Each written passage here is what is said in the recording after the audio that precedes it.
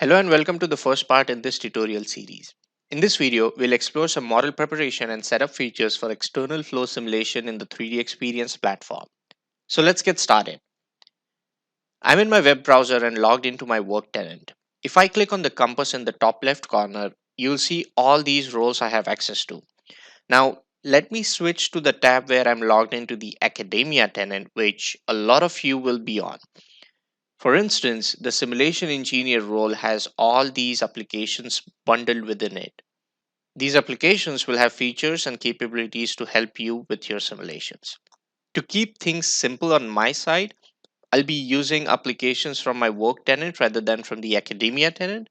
But don't worry, this won't change a lot for you if you're using the academia tenant. For me, SolidWorks is available within the 3D Experience SolidWorks Premium role. If you have access to the academia tenant, and have SolidWorks installed on your machines, that is SolidWorks desktop, you can either launch the Design with SolidWorks application to open SolidWorks or can directly open SolidWorks from your desktop. I have SolidWorks connected, which we often refer to as 3D Experience SolidWorks. So using this application, I can launch SolidWorks from within my web browser. Now this may take a few seconds to launch SolidWorks. But when it does, you will notice there is a 3D Experience task pane on the right hand side of your screen if you have SolidWorks connected. But if you have SolidWorks desktop and you don't see this task pane, I would recommend you to check the 3D Experience add-in from the add-ins dialog box. For SolidWorks connected users, you can set your collaborative space from the top bar in SolidWorks. Alternatively, you should also be able to set the collaborative space from within the task pane. In my case, I'm setting my collaborative space to EDU tutorials as a leader. Make sure to use the leader privileges. From the front wing assembly underscore SolidWorks folder that is shared, drag and drop the assembly called front wing assembly in SolidWorks design area. In the 3D Experience task pane, right mouse click on the top bar and from the Customize View option, make sure you have the Convert Status column made visible. Scroll all the way to the right if you can't find this column. From the feature tree, review and verify you have all the parts and sub-assemblies. Click on the top level physical product in the task pane and then click on Save with options to save the assembly to the collaborative space. Alternatively, you can shift select all the parts from the task pane and hit save. This may take a few seconds depending on the size of your assembly. It will be saved in the collaborative space that you're working under. And if you notice, this operation also automatically converts the SolidWorks files to a file format that is native to 3D Experience, that is 3D XML. Click on the compass in the top left corner of the task pane to access the roles and applications. Search for the Fluid Scenario Creation application here. Before you launch this application, make sure to select all the components in the task pane. Since we have to prepare the geometry, first we will start with the Model Assembly Design application. Another way to launch these applications is from your web browser. Search for the application you want to launch within your web browser and simply click on it. Once the native application is launched, we can close the automatically created tab and from the search bar at the top, search for the top level physical product. In this case, the front wing assembly. Using the 6W tags, we can apply different filters to make our search more efficient. For instance, we can filter our search using the collaborative space filter. Once you find your desired result, click on the drop down arrow next to it and go to Open With and click on Open Advanced. From the Open Advanced dialog box that pops up, make sure to toggle the radio button for with all representations and then click OK. After the model opens, you can review the model using different tools. For instance, what we can do here is using the clipping tool, we can visualize the cross section of this assembly. And if you noticed, our parts are obviously solids and intersecting one another. What we want instead is a watertight surface body having all the necessary details on it. Before we start working on creating a watertight geometry, let me explain you the model structure here. We have all these 3D parts within the top level physical product or assembly. And then we have three sub-assemblies with additional 3D parts within them. If I expand on the 3D part, you will notice it contains a 3D shape which holds the part body with all the features. And this structure will be more or less similar to all the 3D parts. Also notice that we are in the model assembly design application. Our collaborative space is set to EDU tutorials as a leader. Now select the top level physical product, right mouse click and insert a new 3D part. This part will contain a 3D shape. If you double click on this 3D shape, you will be switched to the simulation model preparation application. And if you notice closely, nothing except the options in the action bar changed. From the Idealize tab in the action bar, click on the Extract option. In the Extract Definition dialog box, set the propagation type to no propagation, select all the elements from the graphics area to extract, and click OK. The new extracted surfaces are created within the new 3D part we created and sit under the part body. You can hide the original parts to visualize these newly extracted surfaces.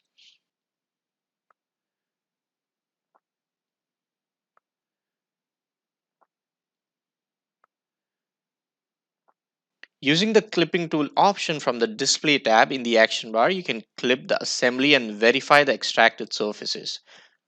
One thing you'll notice here is, although we have extracted the surfaces, they are still intersecting one another. You can visualize the cross section by positioning the clipping plane along different axes to try and identify the locations of intersection.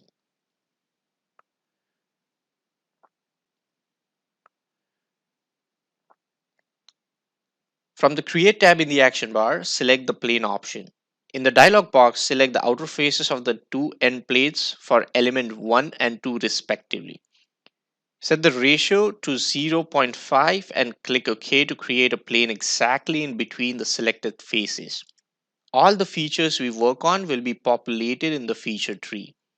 Even in this case, the plane we created shows up as a latest feature in the part body.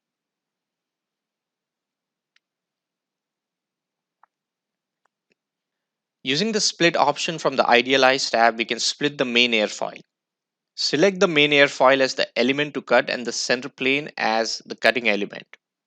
Checking the box for keep both sides, click OK to perform the split operation. Switch to a relatively front view using the triad, and from the graphics area select the surfaces on the left hand side of the plane and hide them. Since the front wing is symmetric, we will prepare the geometry on one side and then mirror it. We have already identified the intersecting region we want to trim. You can use the clipping box option again to review them.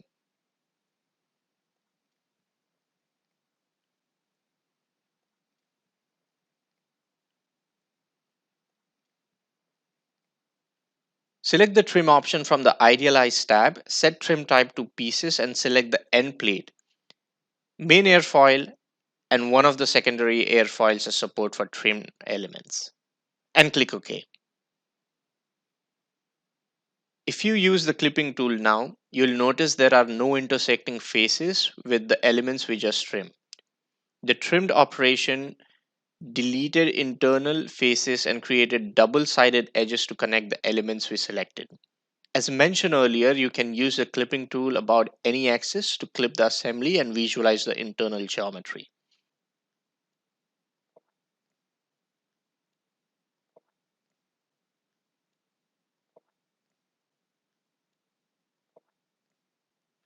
Similarly, we can perform another trim operation, this time selecting the remaining elements to be trimmed. This trim operation now trims and joins all the elements on the wing except one intermediate plate. This can be easily visualized and verified by using the clipping tool. If we zoom in on the model, we can still see a few intersecting surfaces internally. This can easily be fixed with one final trim operation between trim 2 and extract 12.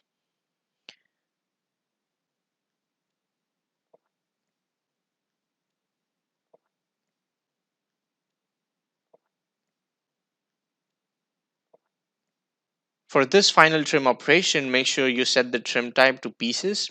Select trim 2 and extract 12 for the elements to be trimmed and click OK. After this, you will have one single feature with a clean extract of the front wing about the symmetric plane. The next thing we'll be doing is creating a new 3D part to hold this clean extract which won't contain any operations.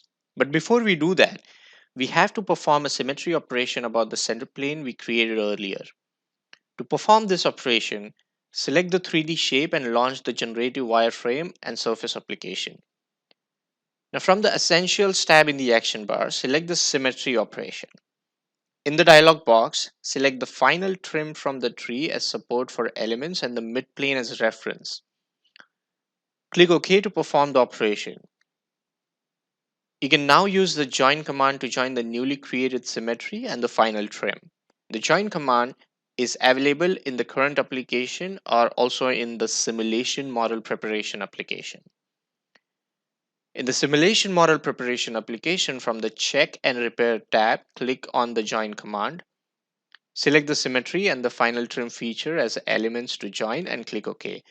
We now have a clean extract of the full front wing. Let's now create a new 3D part to hold this clean extract of the front wing. To do this, let's first switch to the Model Assembly Design application by double-clicking on the top-level physical product. In this application, from the Product Modification tab, click on Insert New 3D Part and select the top-level physical product to specify the location for the new part. Right-click on this 3D part, go to Properties and rename this part to make it more consistent with the project. I'm going to call this front wing for simulation. Double-click on the 3D shape within this part to switch to the Simulation Model Preparation application. Copy the join feature from the part above and paste using the Paste Special option with the part body of the newly created part. Make sure to paste Special as Results with link. This will ensure any changes made to the original feature propagates to this copy. You can now hide the physical product above as we won't need it for our further work.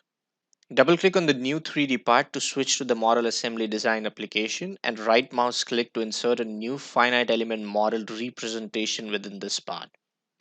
A finite element model is where your mesh will be. Double-clicking on the finite element model will switch you to the Structural Model Creation application. In this application, we can use the Contributing Shapes Manager to specify the necessary contributing shapes and the Contributing Finite Element Models Manager to specify the contributing finite element models. But if you notice, we are in the Structural Model Creation application. We should actually be in the Fluid Model Creation application. So for that, select the finite element model and search for the Fluid Model Creation application using the compass in the top left corner.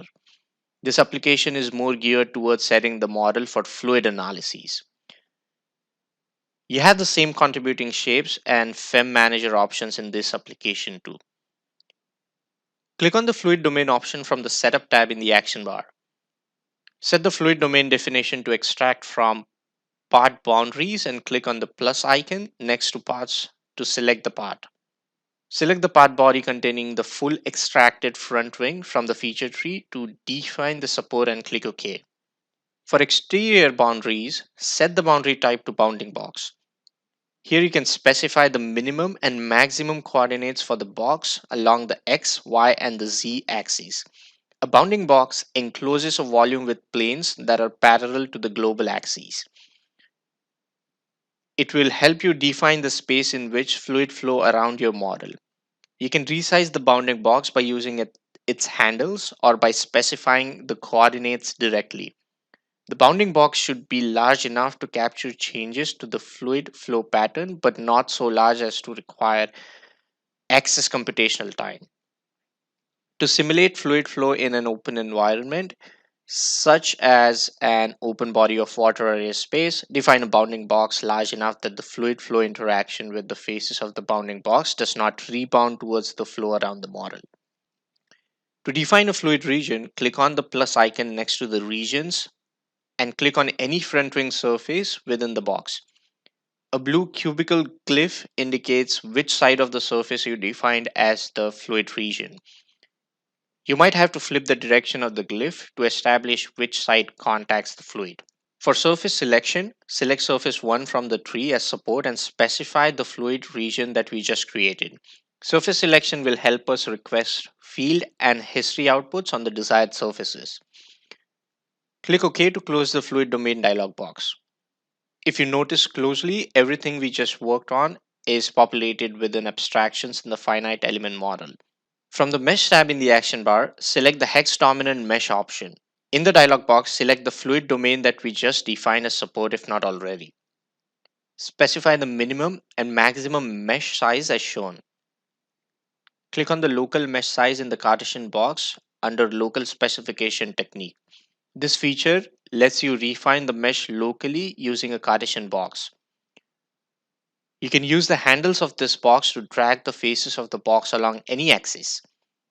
You can also define the origin and the size of the box along with the mesh size for the box. Click OK to go back to the hex dominant mesh dialog box and click mesh to mesh the fluid domain. This might take some time depending on the number of nodes and elements. Once the meshing is complete, you can use the sectioning tool from the display tab in the action bar to plot a cut section view and visualize the mesh inside the fluid domain and on the front wing. You can just grab and drag the cutting plane to manipulate the cut section.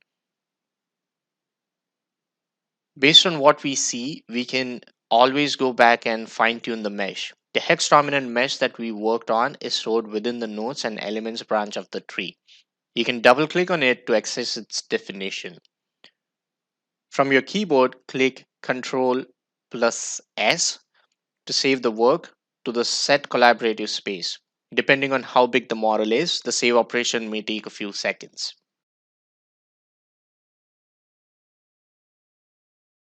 Let's hide the nodes and elements by right mouse clicking on it in the feature tree. From the Properties tab in the action bar, click on Fluid section. We'll use this command to define the material properties and behavior of the fluid domain in our flow simulation. From the feature tree, select region 1 as support. If this is your first time using the native applications after installation, you probably don't have access to the material library. In that case, create a new tab as shown and using the plus icon in the top right corner, click on the import command. In the import dialog box, set the format to 3D XML with authoring and click on the folder icon to browse. Navigate to the location as shown and open dsengineeringfluids.3dxml file. This file contains library of engineering fluid materials. But in case you already have the materials, use the search option next to materials in the fluid section dialog box to select air and apply it to region 1 as support.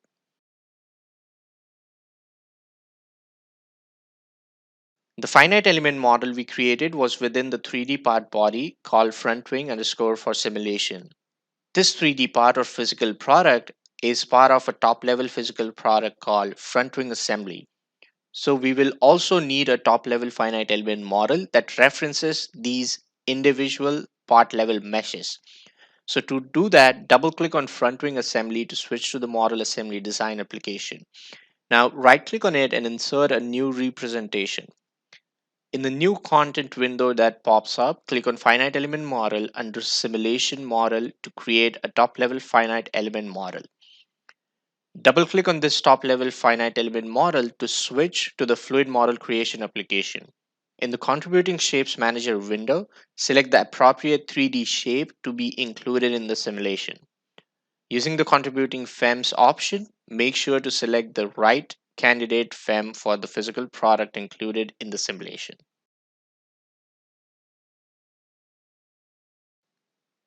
Select front wing assembly, click on the compass to search for and launch the fluid scenario creation application. An optional step here would be to rename the newly created physics simulation object.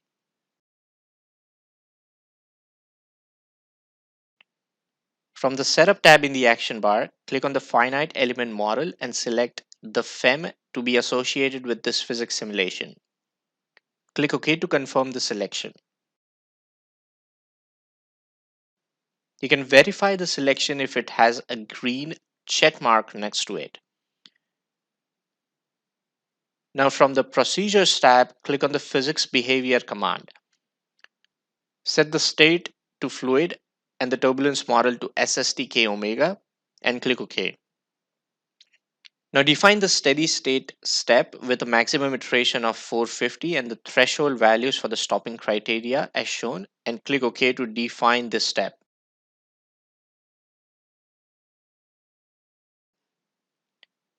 If you expand the flow analysis case in the feature tree, you'll notice our scenario will be populated here. Select the wall command from the Boundaries tab. For support, select the top and one of the side walls of the fluid domain as shown. With wall type set to no slip, click OK. Similarly, create another wall boundary condition with no slip condition on the ground wall. Enable wall roughness with a roughness height of 1 mm and click OK. Click on the symmetry command to create a symmetric condition about the internal wall of the fluid domain. A symmetry flow condition serves as one boundary for a fluid domain and enables you to perform an analysis for a subset of the overall fluid cavity. Use the velocity inlet command to specify the velocity of the inlet air. In this scenario, we'll use 50 miles per hour at the front face of the bounding box. With the rest of the values set to default, click OK. Use the pressure outlet feature to define the static pressure at an opening where fluid flows out of the region. Using the fluid physics option under initial conditions in the tree, you can set the velocity scale with a few other parameters. There is an output requested by default as you can see from the feature tree. Output command within the Simulate tab will let you request field and history outputs. If you double click on the default output, you can edit its definition. Setting the intervals to 10 in this case will be computationally less expensive. You can uncheck any irrelevant parameters for this simulation and click OK. Use the output command to create a new history output. Let's call this total forces underscore front wing. Click the selection icon next to support to select FEM features. From the FEM feature selection window that pops up, select surface selection 1 which is under abstraction. You can also do this from the feature tree as shown.